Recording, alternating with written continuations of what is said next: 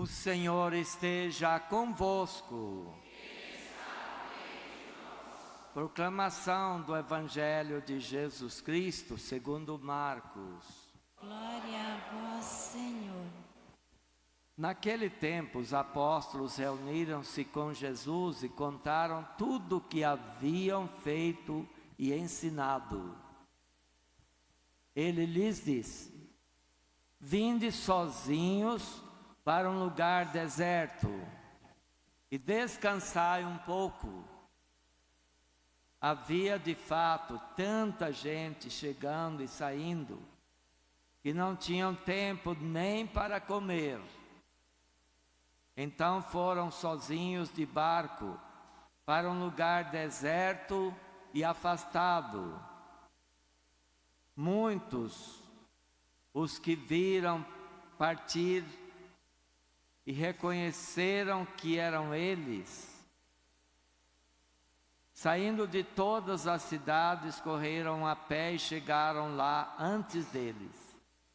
Ao desembarcar, Jesus viu uma numerosa multidão e teve compaixão, porque eram como ovelhas sem pastor.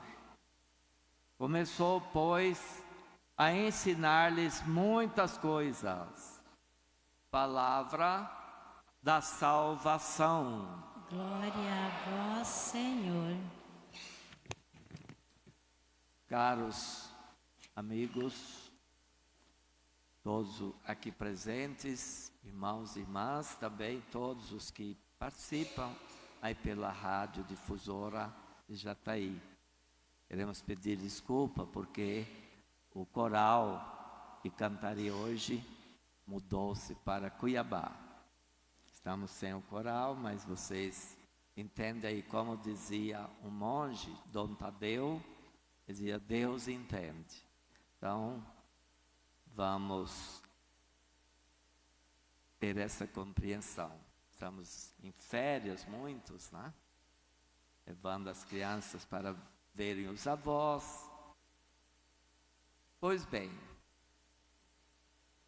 eu vou chamar aqui o irmão Romário Wilson, que estuda teologia no Rio de Janeiro. Dentro de 1 ano e meio, por aí, estará sendo ordenado.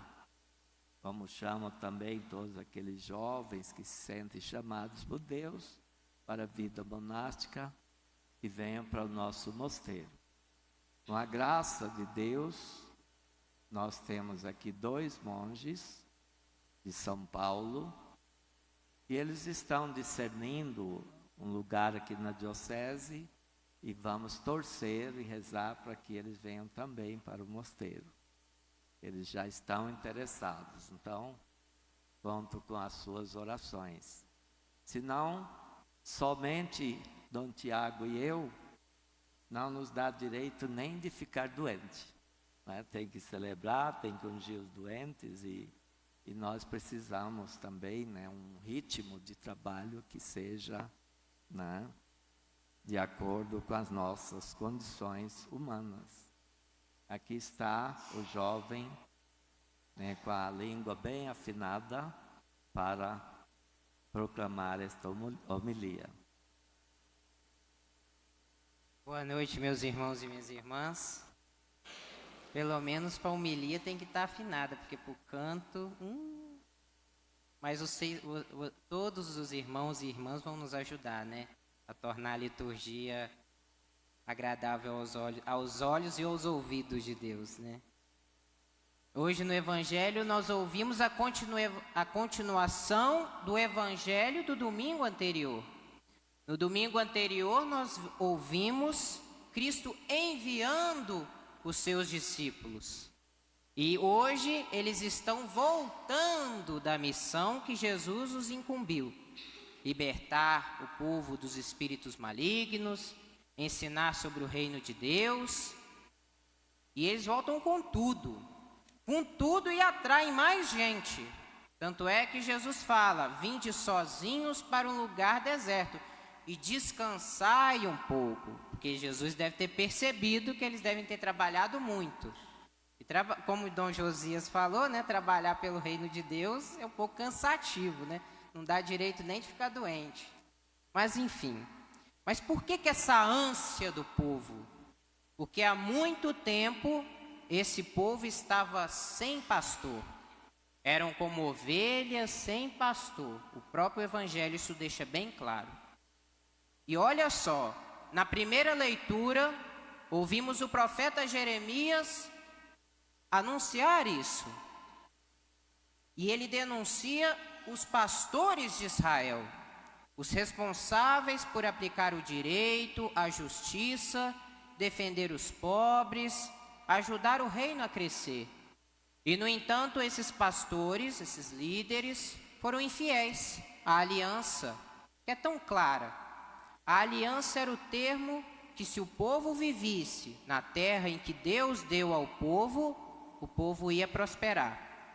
A partir do momento que o povo não vive os termos da aliança, os 10 mandamentos, por exemplo, que vão se desdobrar na lei de Moisés, o povo, se não é fiel à regra da casa, o que acontece? É mandado embora da casa.